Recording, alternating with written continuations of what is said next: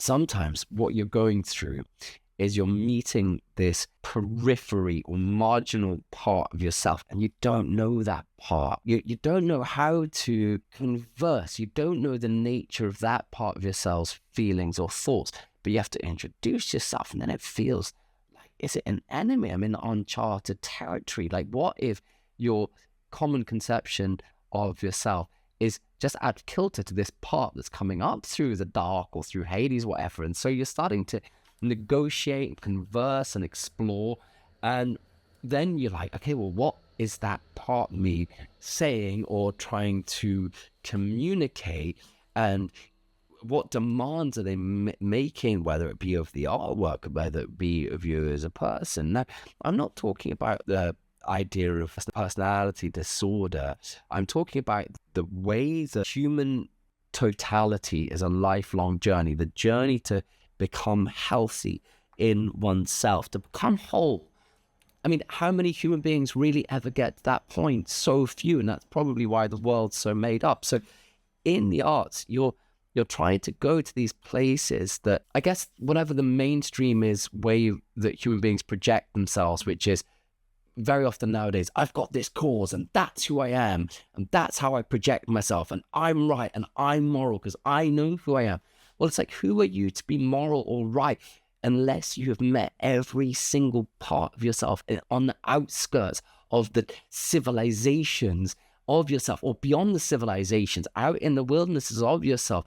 Because you have to go right out to find these fragmentary forms or these outer planets if you're ever going to be unified in yourself.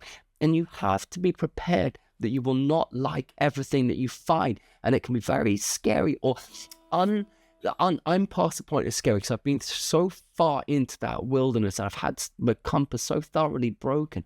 But nonetheless, it's like you find these versions, these other forms that are still bewildering to you. And it's like, part of the journey in the arts is to meet those aspects of yourself and see what it is that they're asking of you. And it's not about outright rejecting, because I think that in rejecting those parts, or those parts that feel alien to your own skin or your own being, all you're doing is disassociating from some part of yourself that is trying to come out in some degree. And it might be that there's something untended for in that part of yourself that that is even speaking in a symbolic form that doesn't appear as the symbol that it presents itself. Because I think the nature of the subconscious is that it's always speaking to you in these diverse forms, these symbols that you don't quite understand. And it's why so much sort of common imagery is misunderstood. It's like, if you think of the snake, it's like in the Garden of Eden, it's the evil, it's the temptation, it's that which comes to make us fall into sin, to come out of our innocence. And yet the deeper understanding, or a more developed understanding of the snake is as a form of transformation, as a form of potential, because you have to break off those skins, those parts at the outer edges or fringes of your spirit, and then be reborn through what you discover underneath it into that more vulnerable skin, if you like. And so the snake, that which you think was the most reviled part of you, becomes that which was potentially most transformative. And that's why you have to get to these outer parts of your spirit to try and learn what every aspect of you is trying to say, and to get into some type of whole through the courage not to reject everything that you find there. But it can be tremendously scary, because the parts that you find on the outer fringes of your spirit, they shake up the whole that you know, the center that you presume to be right. And the problem, I think, nowadays is that everyone is so determined to fix onto this center, or this premature notion of the maturity or the thought that they've already had.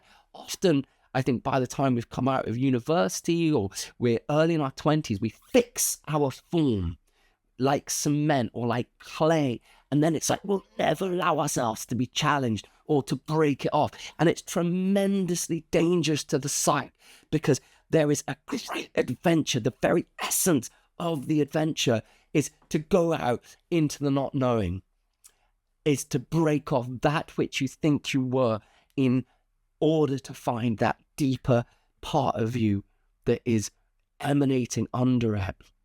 And sometimes that means going so far out into the unknown and meeting these parts even of yourself that it terrifies you to the bottom of your being.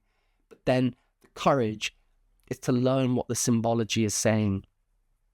And that's why so often when we are really getting into dark territory, we have to get into therapy and to communicate, because we cannot understand the nature of those symbols, because often it breaks out of the subconscious into tremendously dark ways, into it through violence or imagery that we can't understand, that we think will destroy us. And it can destroy us, because it's tremendously scary what it is that you find until you learn to understand it, until you learn that the appearance of that symbol or that mythology is not coming to destroy you, but to heal you, or to recreate you, or to crack off a disguise or a mask or something in you that is not quite as it should yet be in your full maturation as a human being. So have the courage every single time to meet your own friend, your own alien, your own person on the furthest part of your spirit, because that person, that spirit is your guide. The guide is ultimately within you, but appears as a demon. Ran over back to whatever the song is trying to be. To be right.